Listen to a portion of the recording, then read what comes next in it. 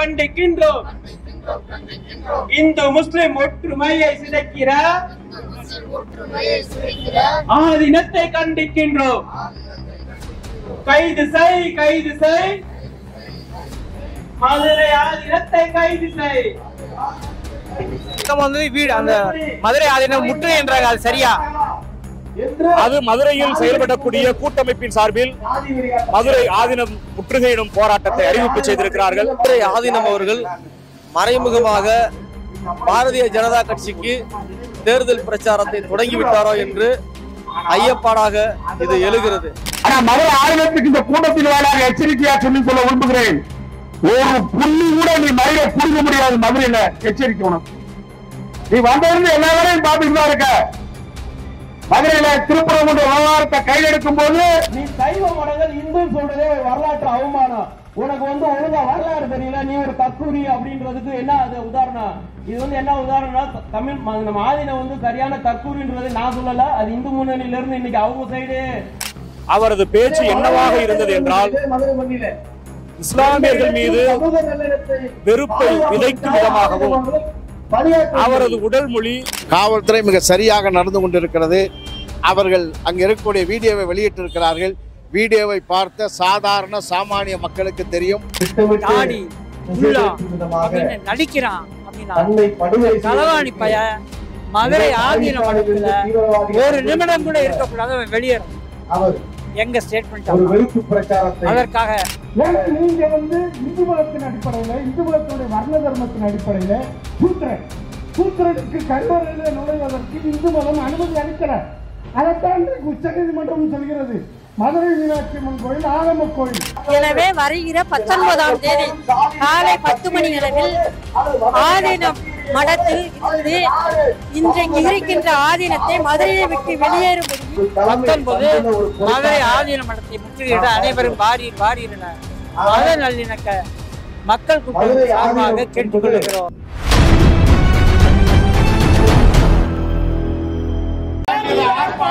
கண்டன ஆர்ப்பாட்டம், மத கலவரத்தை தூண்டுகின்ற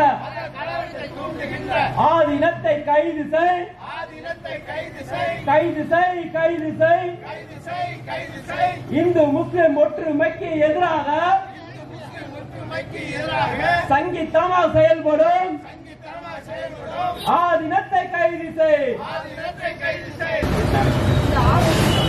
இந்த பகுதி வாழ் பொதுமக்கள் அண்ட் வியாபார பெருங்குடி மக்கள் அனைவருக்கும் நாங்கள் சார்ந்த திராவிட விடுதலை கழகத்தின் சார்பாக நன்றியை தெரிவித்துக் கொள்கிறோம். இந்த ஆர்ப்பாட்டம் நடத்தோட நோக்கம் மே 2ஆம் தேதி மாலையில இங்கிருந்து சைவ சமய மாநாட்டுக்கு சென்ற ஐயா மதுரை ஆதீனம் அவர்கள் ஒரு விபத்து, தற்காலிக விபத்து ஒண்ணு நடக்குது.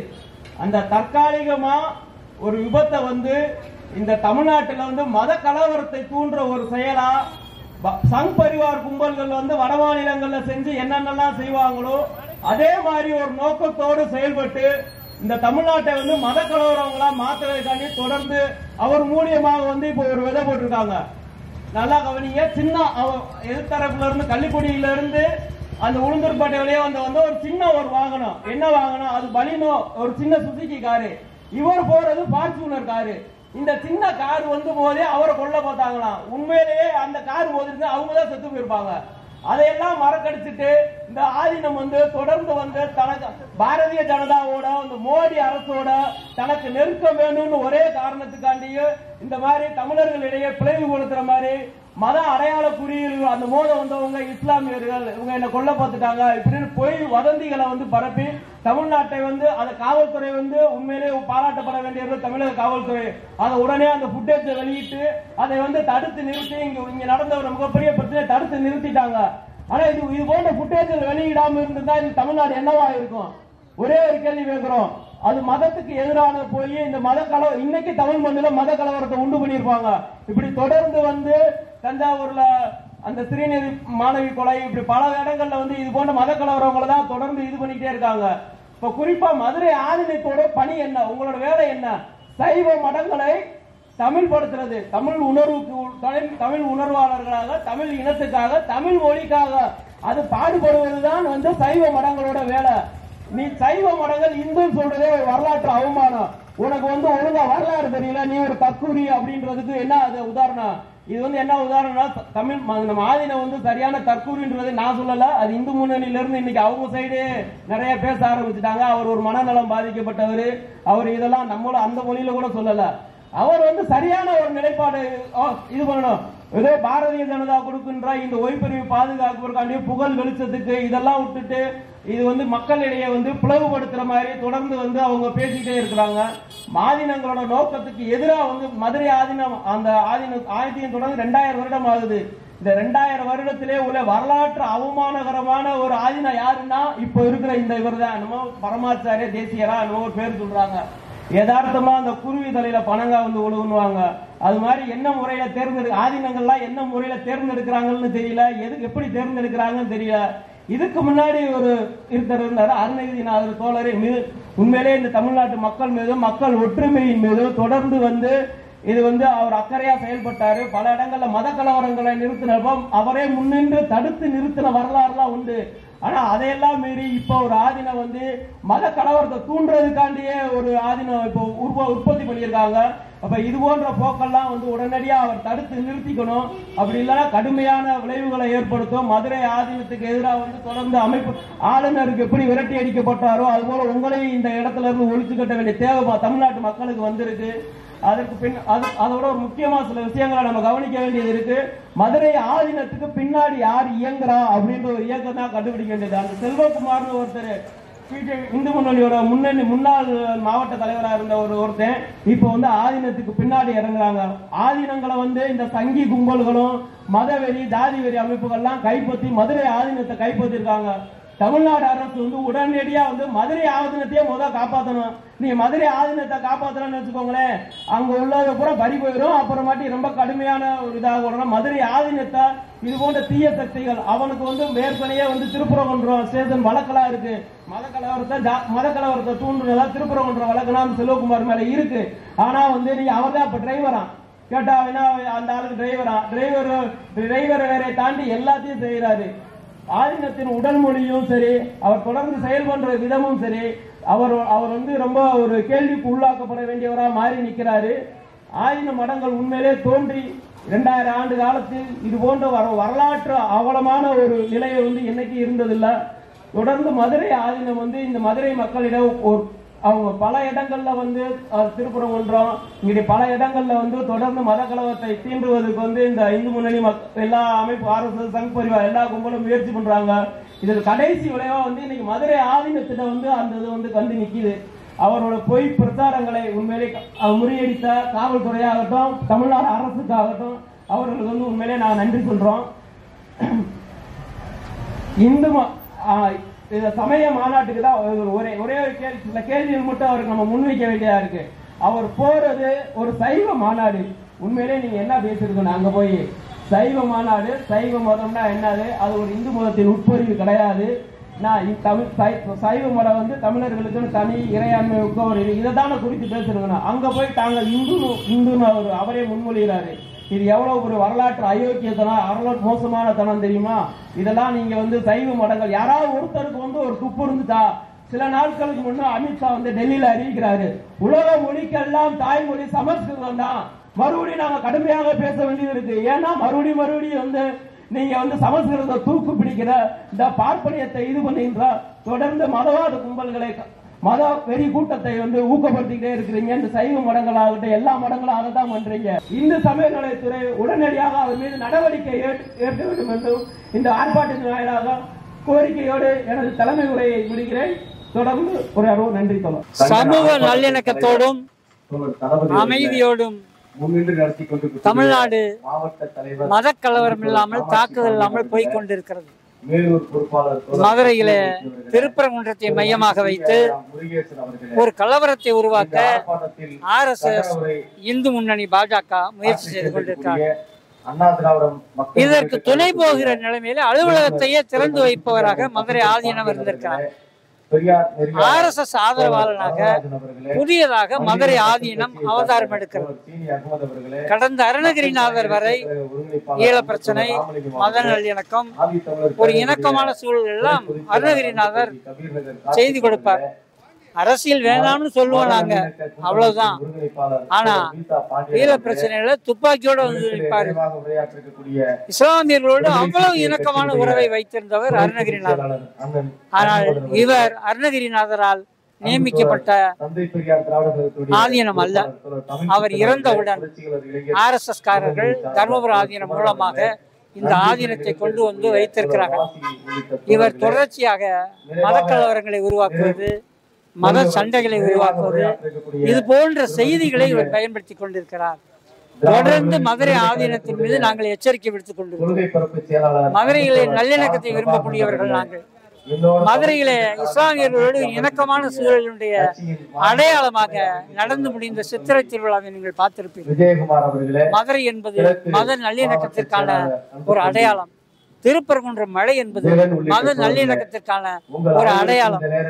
இதை குழப்பும் வகையிலே தர்மபுர ஆதீனம் ஒரு நிகழ்ச்சிக்கு போகிற வழியில இவருடைய வண்டி வேகமாக போய் தவறு செய்ததை மறைத்து என் வண்டியை மோதி என்னை கொலை செய்ய முயற்சி செய்தார்கள். யாரு அப்படின்னு கேட்டா, தாடி குல்லா அப்படின்னு நடிக்கிறான் அப்படின்னா, களவாணி பைய மதுரை ஆதீன மடத்துல ஒரு நிமிடம் கூட இருக்கக்கூடாது, அவன் வெளியேறணும். எங்க ஸ்டேட்மெண்ட். அதற்காக கடந்த திருப்பரங்குன்றத்தை ஒட்டி உருவான மதுரை மத நல்லிணக்க மக்கள் வருகிற 19ஆம் தேதி காலை மதுரை ஆதீன மடத்தை முற்றுகையிட இருக்கும் தமிழ்நாடு அரசு இந்து அறநிலையத்துறையை அவனை கைது செய், அவனை அந்த மடத்திலிருந்து வெளியேற்று, புதிய மடாதிபதியை நியமிக்க முயற்சி செய்யுங்கள் என்பதை நாங்கள் கேட்டுக்கொள்கிறோம். 19 மதுரை ஆதீன மடத்தை முற்றுகையிட அனைவரும் வாரீர் வாரீர் என மத நல்லிணக்க மக்கள் கூட்டணி சார்பாக கேட்டுக்கொள்கிறோம். தமிழ்நாடு கம்யூனிஸ்ட் கட்சி, மார்க்சிஸ்ட் மாவோ சிந்தனை சார்பாகவும் உங்களை வேண்டி விரும்பி கேட்டுக்கொள்கிறோம். மதுரையை காப்போம், மதுரை நல்லிணக்கத்தை காப்போம், திருப்பரங்குன்றம் மலையை காப்போம், மத வெறியர்களை ஓட ஓட விரட்டி ஆதீனகர்த்தாவுடைய மதவெறி போக்கை கண்டித்து தொடர்ச்சியாக இஸ்லாமியர்களுக்கு எதிராக அவர் நடத்துகிற ஒவ்வொரு சொற்பொருளும் மத கலவரத்தை தூண்டுகிற முகமாக இருக்கிறது. ஆகவே அதை கண்டித்து இந்த ஆர்ப்பாட்டத்தை நடத்தி கொண்டிருக்கிறோம். ஒரு தீவிரவாத தாக்குதலான பாகிஸ்தானுடைய அந்த தாக்குதலை கூட பாகிஸ்தானுடைய மக்கள் மீது தொடுக்கிற போராக காட்டுகிற இந்த போக்கை திராவிட விடுதலை கழகம் வன்மையாக கண்டிக்கிறது. அந்த ஆதீனத்தின் மீது உடனடியாக நடவடிக்கை எடுத்து அவரை ஆதீனத்திலிருந்து பொறுப்பிலிருந்து நீக்க வேண்டும் என்று திராவிட விடுதலை கழகம் சார்பில் கேட்டுக்கொள்கிறோம். காவல்துறை மிக சரியாக நடந்து கொண்டிருக்கிறது. அவர்கள் அங்கே இருக்கக்கூடிய வீடியோவை வெளியிட்டிருக்கிறார்கள். வீடியோவை பார்த்த சாதாரண சாமானிய மக்களுக்கு தெரியும் அங்கே இருக்கக்கூடிய அரசு ஒருதலைபட்சமாக நடந்திருக்கிறதா, நியாயமாக நடந்திருக்கிறதா என்பதை அந்த வீடியோ பார்த்தவர்களுக்கு தெரியும். மதச்சாயத்தோடு காவிக்க சாயத்தோடு பார்க்கிறவர்களுக்கு அந்த நியாயமான அந்த வீடியோ அவர்களுக்கு தெரியாது. ஒரு சார்பாகத்தான் அவர்களுக்கு தெரியும். மத கலவரத்தை தூண்டும் விதமாக அண்மையில் நடந்து கொண்ட மதுரை ஆதீனத்தை கண்டித்து திராவிடர் விடுதலை கழகத்தின் சார்பில் மதுரை மாநகரில் ஆர்ப்பாட்டம் நடைபெற்று வருகிறது. இந்த ஆர்ப்பாட்டத்தில் விடுதலை சிறுத்தைகள் கட்சியின் சார்பில் பங்கேற்று மதுரை ஆதீனத்தை கைது செய்ய வேண்டும் என்று கண்டன குரல் எழுப்பி வருகிறோம். ஆதீனம் அவர்கள் அண்மையில் சிறு விபத்தை மத கலவரத்தை தூண்டும் விதமாக அவரது உடல் மொழியும் அவரது பேச்சும் அமைந்ததை நாட்டு மக்கள் நன்கு அறிவார்கள். அவரது பேச்சு என்னவாக இருந்தது என்றால், இஸ்லாமியர்கள் மீது வெறுப்பை விதைக்கும் விதமாகவும் அவரது உடல் மொழி இஸ்லாமியர்களுக்கு எதிரானது என்பதை விட மதசார்பின்மைக்கு எதிராக அமைந்தது என்பதை அரசியல் புரிதல் உள்ளவர்கள் அறிவார்கள். மதசார்பின்மை என்பது இந்திய அரசின் அரசமைப்பு சட்டத்தின் மிக முக்கிய கூறு. இந்திய அரசமைப்பு சட்டத்தின் மிக முக்கிய கூறாக இருக்கக்கூடிய மத சார்பின்மைக்கு பங்கம் விளைவிக்கும் வகையில் அவரது உடல் மொழி அமைந்திருந்தது. அவரது உடல் மொழி அவரது பார்வையில் இஸ்லாமியர்களுக்கு எதிரானதாக இருந்தது என்றாலும் ஜனநாயகத்தின் மீது நம்பிக்கை வைத்திருக்கக்கூடிய ஒவ்வொருவரின் பார்வையிலும் இது மதசார்பின்மைக்கு எதிராகவும் இந்திய அரசமைப்பு சட்டத்திற்கு எதிராகவும் அமைந்த உடல் மொழி என்பதை எம்மை போன்றவர்கள் உணர்கிறோம். அதனால் அவர் மீது உரிய நடவடிக்கையை தமிழக அரசு எடுக்க வேண்டும். உரிய நடவடிக்கை என்றால் வெறுப்பு பிரச்சாரத்தை பதிவு செய்யக்கூடிய மதுரை ஆதீனத்தின் மீது உரிய முறையில் வழக்கு பதிவு செய்து அவரை சிறைப்படுத்த வேண்டும் என்று விடுதலை சிறுத்தைகள் கட்சியின் சார்பில் கேட்டுக்கொள்கிறேன். நன்றி, வணக்கம். 19ஆம் தேதி முற்றுகைங்கிறது சரியா? 19ஆம் தேதி வீடு அந்த மதுரை ஆதீனம் முற்றுகை என்றாங்க, அது சரியா? அது மதுரையில் செயல்படக்கூடிய கூட்டமைப்பின் சார்பில் மதுரை ஆதீனம் முற்றுகையிடும் போராட்டத்தை அறிவிப்பு செய்திருக்கிறார்கள். அதில் உறுப்பு இயக்கமாக விடுதலை சிறுத்தைகள் கட்சியும் இருக்கிறது. எனவே எம்முடைய கட்சியின் மாவட்ட நிர்வாக குழுவில் அது சம்பந்தமாக பேசி ஒரு நல்ல முடிவை எடுப்போம் என்பதை தெரிவித்துக் கொள்கிறேன். கருப்பு சட்டைக்காரர்கள் எல்லாம் நெருங்கி பழகினோம். காரணம், தமிழன் என்கின்ற ஒருவன் இருந்தால்தான் சைவ மதத்தையோ வைணவ மதத்தையோ பரப்ப முடியும். இலங்கையிலே தமிழர்கள் அழிக்கப்பட்டுக் கொண்டிருக்கிறார்கள். தமிழர்களுடைய விடுதலைக்காக நான் குரல் கொடுப்பேன். ஆதீனத்துடைய வேலை சமய பணி மட்டும் அல்ல. தமிழன் என்ற ஒரு இனம் உண்டு, அவனுக்கு தனிய ஒரு குணம் உண்டு. தமிழனை காப்பாற்ற வேண்டும் என்று அன்றைக்கு டெசோ மாநாடுகளில் துப்பாக்கி எடுத்து கலைஞருக்கு முன்னாடியே காட்டியவர் தான் அருணகிரி நாயர் ஆதீனம். அதே மாதிரி இந்திய போராட்டத்தில் கலந்துகிட்டாரு. தமிழ் மொழியில் நான் மதத்தை பரப்ப முடியும், தமிழ் மொழிக்கு ஒரு ஆபத்து என்று சொன்னால் மதத்தை நான் பரப்ப முடியும் அப்படின்னு சொன்ன இந்திய போராட்டத்திலே கலந்து கொண்டவர் தான் அருணகிரி நாயர் ஆதீனம். கருப்பு சட்டை கம்யூனிஸ்ட் விடுதலை சிறுத்தைகளுடைய கொள்கை கூடாரமாக மதுரை ஆதீனம் அன்னைக்கு இருந்துச்சு. ஆனா இந்த ஆதீனம் வந்ததுக்கு அப்பயே ஆரம்பிச்சுட்டாரு. நான் ஒரு காதி, நான் ஒரு சங்கீதா அப்படின்னு ஆரம்பிச்சுட்டாரு. இன்னைக்கு ஆதீன மடத்துடைய வேலையை தவிர்த்து இப்ப கவர்னர் ரவி எப்படி கவர்னர் வேலையை விட்டுட்டு எல்லா வேலையும் பார்க்கிறார். அந்த வேலையைத்தான் ஆதீனம் மதுரை ஆதீனம் மதுரை எப்படியாவது மத கலவரத்தை உருவாக்கணும், சாதி கலவரத்தை உருவாக்கணும்ன்றதுல ரொம்ப கவனமா இருக்காரு. ஆனா மதுரை ஆதீனத்துக்கு இந்த கூட்டத்தில் வேளாண் எச்சரிக்கையா சொல்லிக் கொள்ள விரும்புகிறேன். ஒரு புள்ளி கூட நீ மதுரை புரிஞ்ச முடியாது. மதுரையில எச்சரிக்கை உனக்கு. நீ வந்திருந்து எல்லா வேலையும் பார்த்துட்டு தான் இருக்க. மதுரையில திருப்பரங்குன்ற விவகாரத்தை கையில் எடுக்கும் போது நீ கோடி கோடியாக கொள்ளையடிச்சிருக்கக்கூடிய பணத்தை வச்சு அந்த கும்பலுக்கு பணம் கொடுத்தது நீதான், எங்களுக்கு தெரியும். உனக்கு பணம் எப்படி வருதுன்னு தெரியும், அந்த பணத்தை எப்படி நிப்பாட்டும் எங்களுக்கு தெரியும். மதுரையில் எங்கெங்க ஆதின நிலம் இருக்கு, எங்கெங்க கடை இருக்கு, நீ யோக்கியமானாலும் என்ன பண்ணிட்டு இருக்கிற? அந்த நகை கடைக்கூடிய அந்த பகுதியில் இருக்கக்கூடிய ஆதின கடைகள்ல பூராம 5000 ரூபாய் வாடகை ரசீது போடுற, 15,000 ரூபாய் 5000 வாடகை 15,000 ரூபாய் நீ தனியா வாங்குற இல்லையா? அது மாதிரி புறநகர் அச்சம்பத்து விராட்டிபத்து சோழவந்தா பகுதியில் நிலம் இருக்கு, வயல் நிலம் இருக்கு. அந்த நிலத்தை பூராம 1 லட்சம் ரூபாய்க்கு நீ கொடுக்குற, அது உனக்கு ரசீது 1 லட்சம். ஆனா நீ வாங்குறது வருஷத்துக்கு 15 லட்சம் இல்லையா? இதெல்லாம் எங்களுக்கு தெரிய எடுக்க சொல்லிட்டா. நீ கருப்பு சட்டக்காரர்கிட்ட மோதிரியாக்க உன்னைய வாழவே விட மாட்டேன், தெரிஞ்சுக்க. நீ என்ன பிராடி புத்தலாட்டம் பண்ற? இந்த பணத்தெல்லாம் கையில வச்சுக்கிட்டு ஜாதி சங்கத்துக்காரன பூரா கூப்பிடுற, கூப்பிட்டு அவனுக்கு பணம் கொடுக்குற, சங்கி கொடுக்க பூரா கூப்பிடுற, அவனுக்கு நீ பணம் கொடுக்குற. இந்த பண வர வழிய நாங்க அரைத்து வச்சிருவோம். எச்சரிக்கை உனக்கு. எங்களுக்கு தெரியும் எந்த கடையில நீ எவ்வளவு வாங்குற, எவ்வளவு பிளாக்ல வாங்குறன்னு தெரியும், எவ்வளவு பகுதி வாங்குறன்னு தெரியும். இதை வச்சு நீ என்ன ஆதீனத்துக்கான வேலையை பாக்குறியா? இரவுல ஆதீன நடத்துக்குள்ள யார் வராது எங்களுக்கு தெரியாதா? உனக்கு புடிச்சு காட்டவா? நீ முட்டும் செஞ்ச முடிவுடா நீ. அயோக்கிய நாய். மத கலவரத்தை உருவாக்குவதற்கு உனக்கு ஒய் பாதுகாப்பு வேணுமா? அதற்காக உன் பாடி லாங்குவேஜ் எப்படி இருந்துச்சு பாத்தியா?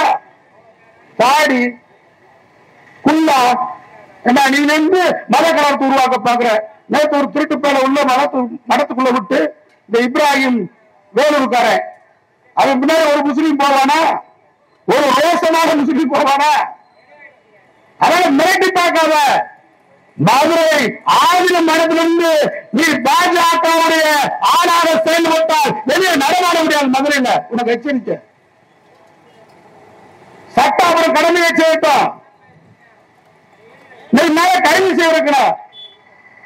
சங்கராச்சாரியாரே கைது செய்த திராவிட இயக்க அரசுதான் உன்னை கைது பண்ணாம வச்சிருக்காங்க. எவ்வளவு பெரிய பொய்! கள்ளக்குறிச்சி காவல்துறை விழிப்பாக வீடியோ வெளியிட்டுச்சு.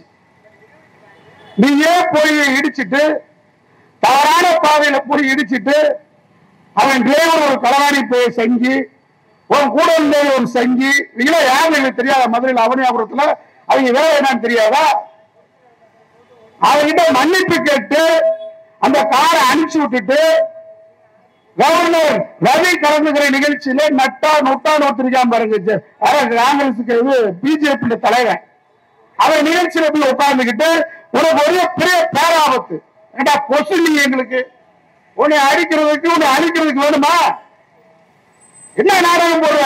ஒய் பாதுகாப்பு உங்களுக்கு வேணுமா? மத்திய ஒய் பாதுகாப்பு அதற்காக இந்த நாடகம்.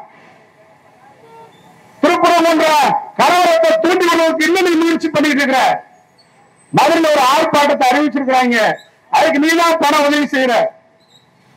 அதனால தமிழ்நாடு அரசுக்கு திராவிட மாடல் அரசுக்கு நான் சொல்லிக் கொள்ள விரும்புவது சங்கராச்சாரியரை கைது செய்வான். மத கலவரத்தை தூண்டுகின்ற அடிப்படையில் பொய் பிரச்சாரத்தை பொய்யான தகவலை கூறிய ஆளுநரை கைது செய்யுங்க. தொடர்ந்து மதுரையில கலவரத்திற்கு அத்தனை சரியும். அவன் இந்து முன்னணி என்ற அவனே சொல்ற ஒருத்தன் பைத்தியக்காரன் மனநோயாளி. காரணம் என்ன? அவனுக்குள்ள இந்த வசூல் ஆயுத வசூல பங்கு பிடிக்கிறது தகராறு. வேற வேக்கித்தனமா நீங்க பேசல. அதனால மதுரை ஆயுதத்தை இந்த ஆர்ப்பாட்டத்தின் மூலமாக நான் எச்சரிக்கையை கடமைப்பட்டிருக்கிறேன். உங்களுடைய காவி கூட்டத்துடைய ஆட்டத்தை நிறுத்திக் கொள்ள என்றால் நிறுத்தி காட்டுவோம். மதுரையில் ஆயுதம் காவியிலே போர்வில் நடமாட முடியாது. வாளை ஒட்ட நறுக்கொன்று எச்சரித்து விடைபெறுகின்றேன். வணக்கம். மதுரை ஆதீனம் அவர்கள் அண்மையில நடைபெற்ற ஒரு விபத்தை அந்த விபத்தை திசை திருப்பும் விதமாக தன்னை படுகொலை செய்வதற்கு முயற்சி நடக்கிறது என்று ஒரு அவதூறான கருத்தை பரப்பினார். இந்த கருத்து ஆதீனத்தினுடைய இத்தகைய கருத்து கண்டிக்கத்தக்கது. ஏனென்று சொன்னால் ஒரு வெறுப்பு அரசியலை ஆதீனம் அவர்கள் பரப்புரை செய்கிறார் என்று இதில் வெளிப்படையாகவே தெரிகிறது. குறிப்பாக அர்ஜுன் சம்பத் போன்றவர்கள், எச் ராஜா போன்றவர்கள் செய்கிற வெறுப்பு பிரச்சாரத்தை ஆதீன மடாதிபதி செய்வது மிகவும் கண்டிக்கத்தக்கது. மதுரை ஆதீனம் அவர்கள் மறைமுகமாக பாரதிய ஜனதா கட்சிக்கு தேர்தல் பிரச்சாரத்தை தொடங்கிவிட்டாரோ என்று ஐயப்பாடாக இது எழுகிறது. எனவே மதுரை ஆதீனம் அவர்கள் சமூக நல்லிணக்கத்துக்கு எதிராக செயல்படுவது கண்டிக்கத்தக்கது. இந்த மதுரை ஆதீனம் அவர்கள் சமூக நலனுக்கு எதிராக எந்த இடத்திலும் ஒரு துரும்பை கூட தூக்கிப்பட்டது கிடையாது. அவர் எத்தனையோ சமூகங்களுக்கான முரண்பாடுகள் ஏற்படுகிற போதெல்லாம் அதில் எந்த இடத்திலும் மதுரை ஆதீனம் அவர்கள் அங்கே சமூக நல்லிணக்கத்தை ஏற்படுத்துகிற பணியை அவர் செய்யவில்லை. குறிப்பாக சாதி மோதலாக இருக்கலாம் அல்லது மதவெறி மோதலாக இருக்கலாம், இப்படிப்பட்ட எந்த ஒரு மக்களை பிளவு செய்கிற எந்த ஒரு இடத்திலும் அதை நல்லிணக்கப்படுத்துவதற்கு, சமூகத்தை நல்லிணக்கப்படுத்துவதற்கு ஆதீனம் அவர்கள் எந்த ஒரு துரும்பு சீட்டையும் அவர்கள் போட்டதில்லை என்பதை நாம் இந்த இடத்தில் பதிவு செய்ய கடமைப்பட்டிருக்கிறோம். ஆதீனம் அவர்கள் இத்தகைய வெறுப்பு பேச்சை கைவிட வேண்டும். குறிப்பாக ஒரு ஆதீனத்தை தேசிய பாதுகாப்பு சட்டத்தில் கைது செய்ய வேண்டும். ஏனென்று சொன்னால் அவர் ஒரு சமூக நல்லிணக்கத்திற்கு எதிராக அவர் செயல்படுகிறார். ஆகவே இது நல்லதல்ல. இவர் நாட்டுக்கும் நல்லதல்ல. உடனடியாக அவரை தேசிய பாதுகாப்பு சட்டத்தில் ஆதீனத்தை கைது செய்ய வேண்டும். தமிழ் புலிகள் கட்சி வலியுறுத்துகிறோம். கண்டிக்கின்றோம். இந்து முஸ்லிம் ஒற்றுமையை சிதைக்கிற ஆதீனத்தை கண்டிக்கின்றோம். கைது செய், கைது செய், மதுரை ஆதீனத்தை கைது செய். வணக்கம். தமிழ் தேச மக்கள் முன்னணி மதுரை மாவட்ட தலைவர் ஆரோக்கியவேரி.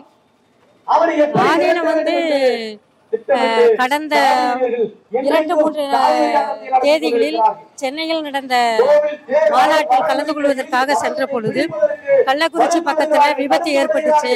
அந்த விபத்தை செய்தவர்கள் குல்லா போட்டிருந்தாங்க, தாடி வச்சிருந்தாரு, பாகிஸ்தானை சார்ந்தவர்கள் தான் என்னை கொல்லுவதற்காக சதி திட்டம் தீட்டினார்கள் என்று ஒரு பொய்யான செய்தியை பரப்பி வந்து கொண்டிருக்கின்றார். அதற்கான பல்வேறு கட்ட போராட்டங்களை தமிழ்நாடு அரசு காவல்துறை கைது செய்ய வேண்டும் என்று பல்வேறு கட்ட போராட்டங்களை நடத்தி இருக்கின்றோம். அவரை தேசிய பாதுகாப்பு சட்டத்தில் கைது செய்ய வேண்டும் என்ற கோரிக்கையை வைத்துள்ளோம். ஆனால் இதுவரை எந்த நடவடிக்கையும் இல்லை.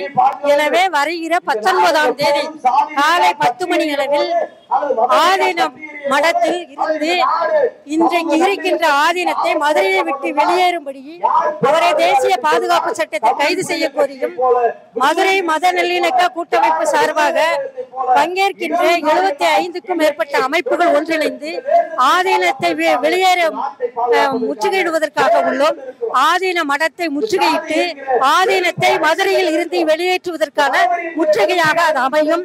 அனைத்து தோழர்களும் ஜனநாயக சக்திகளும் அணிதிரள வேண்டும் என்று தமிழ் தேச மக்கள் முன்னணியின் சார்பாக கேட்டுக்கொள்கிறேன். இந்து முன்னணி, RSS, இந்து மக்கள் கட்சி, அதனுடைய வெவ்வேறு துணை அமைப்புகள் இன்றைக்கு ஒரு தெளிவான திட்டத்தோடு களமிறங்கியிருக்கிறார். அவர்களுடைய கைப்பாவையாக இன்றைக்கு சமய நிறுவனங்களில் இருக்கக்கூடிய சமய நிறுவன அதிபதிகள், குறிப்பாக ஆதீன மடங்கள் இன்றைக்கு அவருடைய கைப்பாவை அமைப்புகளாக மாறியிருக்கிறது. நீங்க நன்றாக பார்க்க வேண்டும். சைவமும் தமிழையும் பிரிக்க முடியாது. நீங்க 12 திருமுறைகள் தமிழில் எழுதப்பட்டிருக்கிறது. சைவம்னாலே தமிழ், தமிழ்னாலே சைவம் தான் தமிழ் வரலாற்றினுடைய ஒரு பகுதி. சமய இலக்கியங்களில் சமஸ்கிருதத்தை மறுத்துதான் தமிழ் சமயம் என்ன பண்ணுது, தோற்றம் பெறுது. அப்படியான ஒரு சைவ மடத்தை இன்றைக்கு வைதிக ஆதிக்கத்துக்கு உட்பட்ட, வைதிக ஆதிக்கம்னா என்ன, இவன் பிறப்பால உயர்ந்தவன், இவன் பிறப்பால தாழ்ந்தவன் இப்படின்னு சொல்லக்கூடிய ஆதிக்கத்தை நிலைநிறுத்தக்கூடிய சமய பிரிவு பேர் தான் வைதிகம். அதைத்தான் வேதம் உள்ளிட்ட மனுநூல் உள்ளிட்ட இந்து சமயத்துடைய இலக்கியம்னு சொல்லக்கூடிய எல்லா புராண இதிகாச நூல்களும் குறிப்பிடுகிறது. இதிலிருந்து தன்னை விலக்கிக் கொண்ட ஒரு சமயமாகத்தான் சைவ சமயம். சைவ சமயத்தில் இருக்கக்கூடிய 63 நாயன்மார்களை பார்த்தீங்கன்னா 63 சாதியை சேர்ந்தவர்களா இருப்பாங்க. எல்லா ஜாதியிலையும் நாயன்மார்கள் இருக்கிறார். இப்போ நீங்க நல்லா பார்த்தீங்கன்னா தெரியும், ஏன் சைவ ஆதீன மடங்களை இந்துத்துவ அமைப்புகள் குறி வச்சுக்கிட்டு இருக்காங்கன்னா, ஏதோ ஆதீனத்து மேல இருக்கக்கூடிய நல்லெண்ணம்லாம் கிடையாது. ஏன்னா ஆதீனங்களுக்கு பல ஆயிரம் ஏக்கர் நிலங்கள் இருக்குது, சொத்துக்கள் இருக்குது. நீங்க நம்ம மதுரை ஆதீனத்துக்கே பார்த்தீங்கன்னா கிட்டத்தட்ட தமிழ்நாட்டினுடைய பல இடங்களிலே நிலங்கள் இருக்குது. இதே போல தமிழ்நாட்டில் இருக்கக்கூடிய பல ஆதீன மடங்களுக்கு, சைவ ஆதீன மடங்களுக்கு நிலங்கள் இருக்கு. இந்த நிலங்களை எப்படியாவது கொள்ளையிட்டு தங்களுடைய கைவசம் மாற்றிவிட வேண்டும் என்பது இந்துத்துவ அமைப்புகள் செயல்பட்டு கொண்டிருக்கின்றன. இதுக்கு அவங்க கேரளாவில் ஒரு முறையை பின்பற்றினார்கள். எப்படி பார்த்தீங்கன்னா, கேரளாவில் நாராயணகுரு இந்து மதத்திலிருந்து வெளியேறி ஒரு சமத்துவ சமயத்தை உருவாக்கிய நாராயணகுரு மடத்தை அங்கே இருக்கக்கூடிய VHP, RSS உள்ளிட்ட அமைப்புகள் அந்த மடங்களுடைய தலைவர்களை மிரட்டி அந்த மடங்களுக்குள்ளே ஊடுருவி இன்றைக்கு அவர்களை தங்களுடைய கட்டுப்பாட்டின் கீழே கொண்டு வந்திருக்காங்க. ஆதீனங்களை மிரட்டி அவருடைய சொத்துக்களை களவாடுவதற்கு இன்றைக்கு இந்து அமைப்புகள் முயன்று கொண்டிருக்கின்றன. அதுவும் ஒன்றியத்திலே அவர்கள் ஆட்சியிலே இருப்பதால் அவருடைய ஆட்சியினுடைய தயவை எதிர்பார்த்து இந்த ஆதீனங்கள் இன்றைக்கு ஒரு காலத்தில் பெரியார் இயக்கத்தோடும் தமிழ்நாட்டில் ஆளக்கூடிய மாநில அரசினுடைய மக்கள் நலனோடும் பின்னி பிணைக்கப்பட்ட ஆதீனங்கள். குறிப்பாக நீங்க குன்றக்குடி ஆதீனத்தை பார்க்கலாம். குன்றக்குடி ஆதீனம் அவர் ஆதீனம் தான், ஆனால் பெரியாரோடு கைகோர்த்து இருந்தார். இன்று வரையும் போக நீங்க நூலகத்தில் அறிக அறிவியல் ஒரு இதழ் குன்றக்குடி ஆதீன மடம் நடத்துகிறது. முழுக்க முழுக்க அறிவியல் கருத்துக்களை பரப்ப வேண்டும் என்பதற்காகவே குன்றக்குடி ஆதீனத்தால் தொடங்கப்பட்ட அந்த இதழ் இப்ப கூட நூலகத்தில் கிடைக்கும். நீங்க அறிக அறிவியல்ன்றதை பார்க்கலாம். ஏன்னா நீங்க இந்து மதத்தின் அடிப்படையில், இந்து மதத்தினுடைய வர்ண தர்மத்தின் அடிப்படையில் சூத்திரனுக்கு கல்லறையில நுழைவதற்கு இந்து மதம் அனுமதி அளிக்கல. அதைத்தான் உச்ச நீதிமன்றம் சொல்கிறது. மதுரை மீனாட்சி அம்மன் கோயில் ஆகம கோயில், அந்த அரசியல் சட்டம் வந்துருச்சு. சட்டப்படி அனைவரும் சமம்ன்றோம். ஆகமம் எந்த சட்டம்? அது அரசியல் சட்டத்தை விட பெருசானதா? ஒருத்தர் சமம் இல்லைன்னு சொல்றேன், ஒருத்தர் நம்மளை இழிவானவன் சொல்றேன். அப்படியான ஒன்றுக்காக மத வழக்கு பண்பாடு பாரம்பரியம் என்ற பெயர்ல தடையிடுகிறார்களே. இந்த ஆதீனங்கள் இதை கண்டித்து குரல் எழுப்பினார்களா? இந்துத்துவ RSS அமைப்புகளை அடையாளம் கண்டு அவர்கள் மீதும் இந்த வழக்கை பதிவு செய்து உடனடியாக இந்த ஆதீனம் தமிழ்நாட்டுடைய சமய நல்லிணக்க மரபுக்கு எதிராக, மதுரையினுடைய நல்லிணக்க மரபுக்கு எதிராக செயல்படக்கூடிய ஆதீனம் பதவி விலக வேண்டும் என்பதை இந்த நேரத்தில் சொல்லிக்கொண்டு, அதுக்கு மதுரை மக்கள் ஆதீனத்தை எதிர்த்து குரல் எழுப்ப வேண்டும் என்பதை இந்த நேரத்தில் கோரிக்கையாக கேட்டுக்கொண்டு எனக்கு பேச வாய்ப்பளித்த தோழர்களுக்கு நன்றியை சொல்லி விடுகிறேன். நன்றி.